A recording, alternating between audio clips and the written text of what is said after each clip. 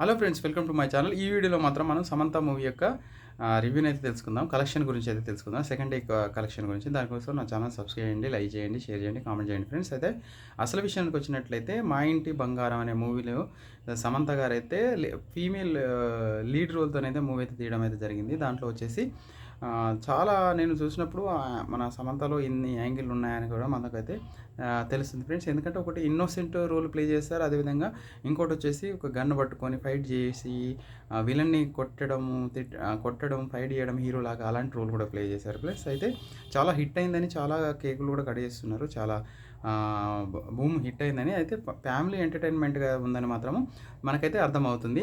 అయితే మూవీ అనేది చాలా హైప్గా మరి లోయర్గా లేకుండా యావరేజ్గా ఉన్నప్పటికీ కూడా ఫ్యామిలీ ఎంటర్టైన్మెంట్ బాగుంది కాబట్టి ఫ్యామిలీ ఫ్యాన్స్ అయితే చాలామంది వస్తున్నారు. ఫ్యామిలీ అయితే అందరు కూర్చొని చూసే ఫుల్ మీల్స్ లాగా ఉందని మాత్రం చాలామంది అంటున్నారు ఫ్రెండ్స్. అయితే అసలు విషయానికి వచ్చినట్లయితే అక్కడ వచ్చేసి మనకు వసూళ్ళ గురించి మాట్లాడుకున్నట్లయితే, కలెక్షన్ గురించి మాట్లాడుకున్నట్లయితే మనకు ఫస్ట్ డే కలెక్షన్స్ వచ్చేసి మనకు 25 కోట్లు వచ్చాయంట. అది సెకండ్ డే కలెక్షన్స్ వచ్చేసి 26 కోట్లు అయితే వచ్చాయి. ఇప్పటివరకు అయితే 50 కోట్లు అయితే రావడం అయితే జరిగింది.